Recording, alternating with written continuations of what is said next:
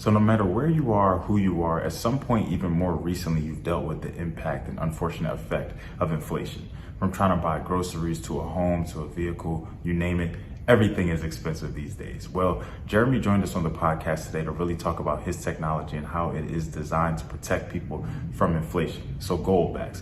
Goldbacks are a thousandth ounce of gold in the shape of a bill, and they're now worth about $4, comparable to when they came out in 2019, they were only worth about $2. So he also got into the details about that doubling in value and really what is wrong with money these days, how it can just keep being printed and printed and printed, but ultimately it's losing its true value.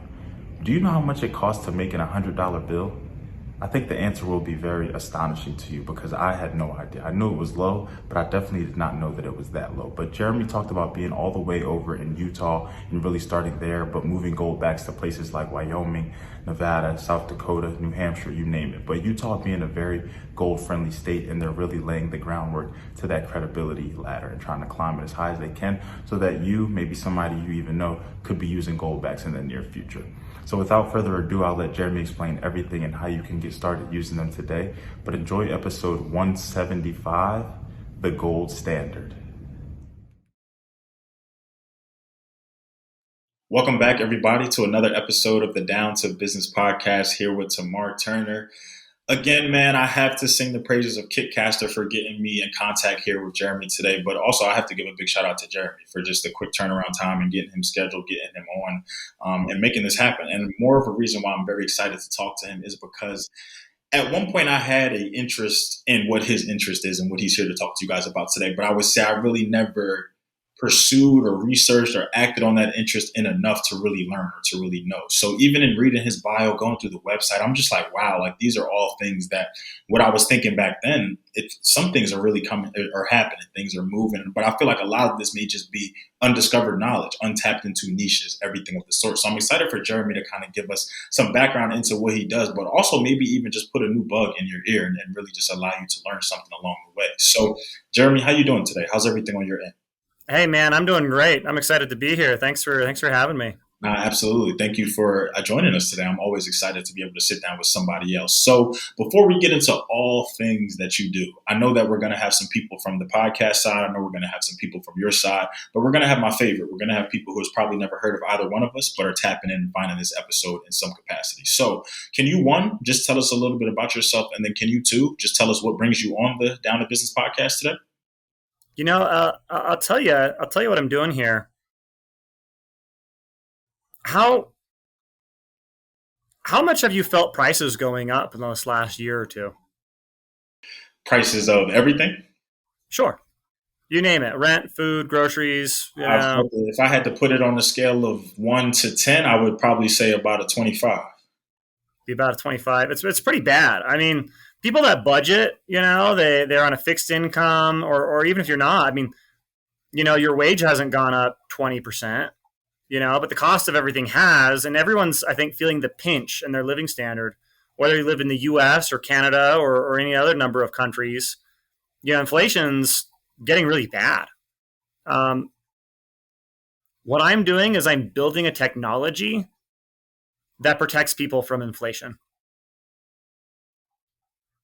Well, I think you certainly raised some eyebrows with that intro. So I think everybody on this podcast that's listening, I think we can agree in some capacity, in some area of our life, our price has gone up. What we once paid maybe years ago or what we were used to paying is not the same thing. I'm even seeing they even just sent something out recently a few months back about the rates in Florida for car insurance. And I recently, of course, my policy just ended not too long ago. So I had to switch over. And that new price I was not happy about. And it became a thing of, I thought being a safe driver, I thought not having any incidents, I thought that stuff was supposed to incentivize the companies to lower. But instead, they took into account all of that, but they still had to say, with the market rates and competition and everything, they still had to go up. So I feel like a lot of these things, even with rent, when you re-sign at a place, you're expecting the incentive to go down. Now we're re-signing, they're letting us know even earlier as things are going up, this is what's happening. We can give you some gift cards or some things like that, but we can't lower this monthly price. So I definitely do think that in some capacity, everybody is relating, everybody is feeling this. So now, with this technology, What is it? How did you create it? What's the name of it? Where we give me the breakdown really for give everyone the breakdown as to what they're going because what I'm hearing. Absolutely. I'll tell you all about it. First, I'm going to ask you a question and put you on the hot seat. Why are prices going up? I feel like prices are going up because demand is going up and supply is going down. That could be part of it. What's our money made out of? Paper and metal. It's made out of paper. It's not made out of metal anymore. I mean, the change, the zinc slugs and stuff. I mean, that's not really the money. I mean, the money is usually digital, numbers in an account somewhere, or it's paper pallet. It's paper on pallets. It's paper in your wallet. Whatever, or it's plastic, depending on your country. In the supply demand problem, what we have right now, what we have today, is more money has been printed in this past year than any other year in human history. Now, if there's more money and the supply goes up, there's only a finite amount of things that you can spend your money on. And you're right, it's a supply and demand problem. You increase the supply of money, prices go up on the average person. Your wage doesn't go up. You don't make more money. You have to take, the same amount of money that can buy now less stuff. That's what everybody's getting hit with. Every single person's getting hit. The people that aren't getting hit with that are the people that are cranking and they're making extra money. And because it's not made out of metal, it's out of thin air. They can make money out of thin air. And they'll spend it, and it'll get blown up in Ukraine. It'll pay for the warfare, welfare state. It'll whatever it's covering. If it's government spending, if it was COVID relief, whatever it is. I think governments have gotten used to this idea that they can pressure central banks to produce all this money and there won't be consequences. And now we're feeling the consequences because the money's not made out of anything. Yeah, it costs. Do you know how much it costs to make a $100 bill? If I had to guess, it would probably have to be like some cents, if any. 8 cents. Wow. That's how much it costs. And if you don't have 8 cents, you can print some $100 bills, and there you go. Away to the races you go. So I think that's what's happening to us. I think that's the real issue here and it's hurting the average person. There isn't a single person listening to your podcast that this hasn't impacted. Now, entrepreneurs, and you talk to a lot of entrepreneurs, you talk to a lot of businesses. Entrepreneurs, our thing, our superpower is we like to solve problems. If the problem is there's no Thai food near Central Park, there's an entrepreneur or 10 that are willing to solve that problem, right? Because it's a problem. Now, the problem that I'm trying to solve, and it's kind of a big one, and it's, I'm probably biting off more than I could chew, but is the money's broken. And the money's broken because it's not made out of anything. There's nothing anchoring the value. If somebody in the government or the central banks wants to make a lot more currency, you don't have a say in that, but you do have to live with the consequences of that. That's your top-down hierarchy right there. I mean, that's your problem. That's what do you remember like the Occupy Wall Street movement? That's what that movement was all about. It's like, hey, banks are making all the money. The system seems to be designed for somebody else. It's not designed for me. So this is what I do. Before we had inflation, there used to be a time period in American and world history where inflation wasn't a thing. It wasn't a thing because our money used to be made out of gold, it used to be made out of silver, and it used to be made out of copper. That's what our money used to be made out of. And, there's people that talk about the gold standard, so great, and we wish we could go back to the gold standard. There was a real problem with the gold standard, and that's that it was a tri-metal system. You had 100 copper pennies as one silver dollar, and 20 silver dollars as a gold piece. Well, all of our copper was in our pennies. Where's our copper today? You're surrounded by copper. It's in the wall behind you. It's in the sheetrock. It's in your lights, right? It's in our electrical wiring. We don't want copper wearing out and tarnishing in our pockets. right? Silver. We used to use all of our silver in our coinage. Where's the silver now? It's in your solar panels. It's in the computer that you're using. It's in the smartphone that's in your pocket. That's where our silver is. 80% of silver is used in industry. Something like 95 to 98% of copper is used in industry. We can't go, the gold standard only worked because you had silver and copper for small transactions. You couldn't use gold for big transactions. Or sorry, you couldn't use gold for small transactions. You could buy big things with gold. You couldn't buy small things with gold. So here we are kind of like stuck in fiat hell, where governments and central banks, they just make the, they just make the currency, and we get hit with the inflation. All right. So what I do is we've come up with a technology. It's a very novel technology that for the first time in 2,600 years allows gold to be used in a form that is spendable and usable. So I make a product called the Goldback.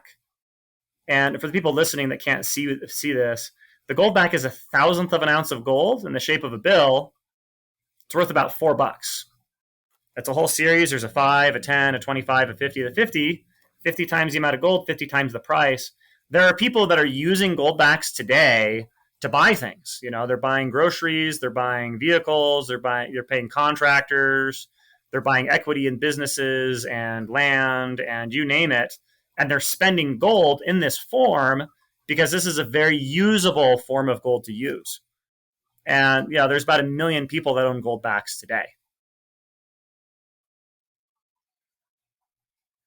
I'm not going to lie. I feel like you just took me on a history lesson, but a journey at the same time. And that was very, I was even just thinking like, wow, just even the comparison of, you said what used to be, what used to be made out of, and now where it is now. So I want to kind of fast forward though, and I want to really talk about that Goldback, as you were saying, for my people who are not listening. For my people who are only listening, it really does look like a dollar, like a single currency, but it's all gold. So my initial thought is that I look at that. I know that all my life we've been spending dollar bills and coins. How can you now tell me that we can spend those Goldbacks? So you're telling me that I can get those, I could take that to my grocery store after we finish this interview. I can give that to them, and that will be a viable form of currency to accept payment with?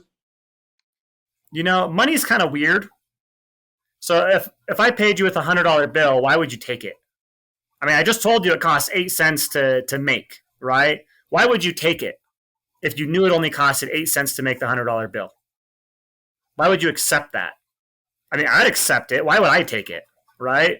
Or anybody listening to this podcast, if somebody offered them a $100 bill, you'd try to come up with $100 worth of stuff for that, right?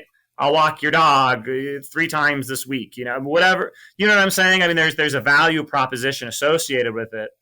The reason why we're willing to accept that $100 bill, and I've thought about this a little bit, right? Most people, it's like flat earthers. It's like, how do you know the earth is round? It's like, hey man, I just live here. Okay. I don't think about why the earth is round. Okay. Don't ask me questions about how I know the earth is round. It just is what it is. I think they get off on that, by the way. I think they get off on it's like, you don't know why you think that. It's like, you know what though? For most people, that's everything though. I don't know why I wear a button-up shirt with buttons on the back and not the front, or the front, not the back. I've thought about it and I had to, I don't have to reinvent everything. I just live here. Okay. So $100 bill, you take it because or you trust that within a reasonable time frame, somebody else will take it and give you $100 worth of stuff. Is that fair, Tamar? I would say that's pretty fair. It's pretty fair, right? Again, it's like we're playing musical chairs. Here's a $100 bill. You can use it, or maybe like hot potato. You get burned a little bit. But you spend it. You can use it. People give you $100 bills. You spend them, and we've all been getting burned by this because we've been losing 10% a year of our value. You don't feel that in any one transaction, in any one week, in any one whatever. So everyone's been getting hurt using these dollar bills, but we don't feel it fast enough to stop using it. It's still convenient to have money. So money has something called utility, right? If you believe that somebody else will accept it, then it's a good money, period. So our strategy with Goldback is we said, hey, we can only make so many of these things. And, even if it's the perfect money, even if all the gold's in it and it's never been counterfeited and it's, the perfect product ever, grandma wants to know, well, where can I spend it? Can I go to the grocery store with it tomorrow? Right? I mean, because what's the utility? Like, what does it do for me? How does it work for me? How does it work as money for me? And our strategy has kind of been to focus on one specific U.S. state at a time. And we picked Utah first because we're here in Utah and we figured that'd be easy. It's a very gold friendly state. And today in Utah, after just a few years, we're finding that about 2/3 of business owners are willing to take goldbacks as payment. We have over 500 small business owners that advertise themselves as preferring to take goldbacks as payment over dollars. And we've got a list of them online. So we've kind of been going state to state. We've gone from Utah, Nevada, New Hampshire. We did Wyoming. We're going to be in South Dakota next month. Now, granted, people are buying these outside of these states and they're bartering and using them and they're trading with them all over the world. And they're valuable because they're gold. But we're really focusing on building up the utility and building up these networks where there's a high amount of confidence that other people are going to take the gold too. And we're doing that to kind of lay the groundwork of credibility that's required to get more people to use it over time. So what you're seeing right now, Tamar, is you're seeing something in the very early stages. This is early days for Goldback. This is, it's like finding Bitcoin in 2012, except the play with Goldback isn't the same as Bitcoin. It's not like a buy one for $1, they're worth $2 tomorrow kind of thing. This is meant to be a stable kind of cash alternative, for people that are worried about, central bank digital currencies or really just losing to inflation. There's people that pay their rent with Goldbacks now. So that's more or less how that works. I like that approach. I definitely do think that is very intentional of y'all. Obviously, it would make the most sense to hone in little by little because I feel like with different states come maybe different ramifications, maybe because even something that you said that I want to dive into a little bit deeper about Utah is it being gold friendly. Now, when you say gold friendly, what exactly does that mean for Utah? Are we talking like, for my people out there, for my novices to gold, are we talking about there's still mining going on? The people are actually using these? Are we talking about the gold bars? Like, when you say gold friendly, do you just mean that they were more accepting of this Goldback concept, of this currency, of becoming, like you said, now being their preferred method of payment?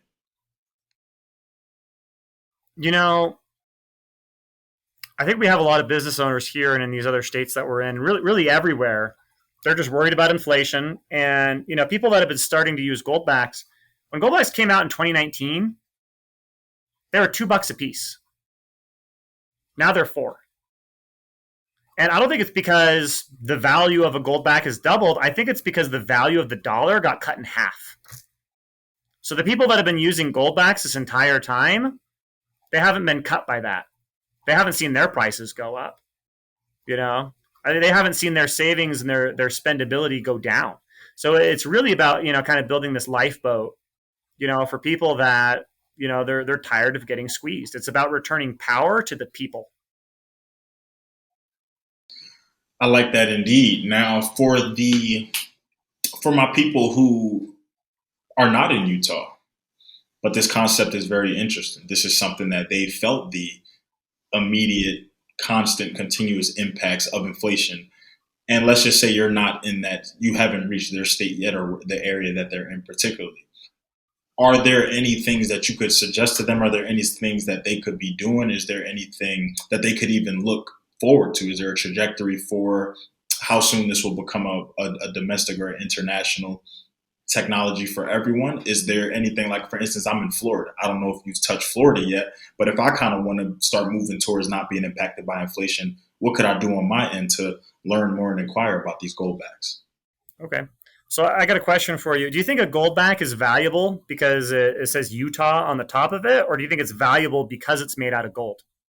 I think it's valuable because it's what it's made out of. Right.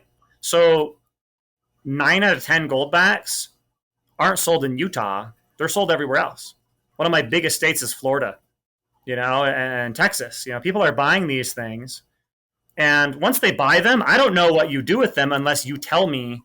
I have people from all over the country writing me emails telling me what they're using Goldbacks for. Oh my gosh, my landlord just took it as rent. I just got rent denominated in Goldbacks. Great. I bought a pizza in Israel with Goldbacks. Okay. It's like, you can spend them all over the world because they're gold. People get excited by them. And something that's really fun about Goldbacks, I'll tell this to you. Think about this. Before coins, 2,600 years ago, as far as we can tell, for 2,000 years, people were bartering with little bits and chunks of gold. Why would anybody... Well, and this is across civilizations, across languages, across continents. People were using gold as... The Aztecs were using gold as money. Nobody told them to do that. Why is everybody using gold as money? What do you think? I at first thought, just from how you've described the dollar and just currency here, I feel like the value doesn't diminish the same way a dollar would. It's not something that you can just wake up and just print and control how much you print and how much we offer to, it's something that has to be sought after. It's not just something you can grow or just have on you. Is that along the lines of thinking? Sure. Yeah, it's not cheap. It takes effort and energy to mine the gold, and there's only so much of it. And I mean, there's cultures that they use like a rare shell or whatever. I mean, there's other monies that have been used in the world. I think part of the reason why gold is so popular is the same reason why 40% of gold today is used in jewelry. I think it's pretty. I think people like looking at it. There's really something attractive. And if you're to compare a Goldback versus a 1 ounce gold coin, a Goldback, it's about $1 bill's worth of surface area of gold that you can see. If it was any thinner, you could start to see through it. All right. So you can really see all the gold in the Goldback. Compared to a gold coin, the Goldback's gold is 9,000 times more visible. So, you're dealing with something that's just really shiny and pretty. And that makes the Goldback a very easy money to use, because if I were to offer you a Goldback in person, people are inclined to want it, so they're inclined to take it. And that's really, supercharged the Goldback towards becoming a great form of money anywhere. When you put it like that, I like that. And I'm miseducated or misinformed in myself and not realizing that you are in Florida. But it would make the most sense that obviously just because it says Utah on the top is not where everything is. So it also begs the question for me now, is this industry specific? Like, are there industries that have not adopted this method of currency in a sense? Like, I understand people know gold, but I feel like what you're doing is just a little bit different. I feel like not everybody, and like I said, I'm more so talking to people who are not visually watching this episode right now. You can't really see what this looks like, but it's something that, one, I've never seen before. So I feel like for a lot of people who are not, whereas as many people are new to it, buying this, it's beautiful. I'm not gonna lie, it's beautiful. I think you said it exactly right. It looks pretty cool. Just imagine pulling that out of a wallet, But it definitely looks very visually appealing. Is this an instance where, like, let me just give an example per se. Let's just say I acquire some Goldbacks. I take it to,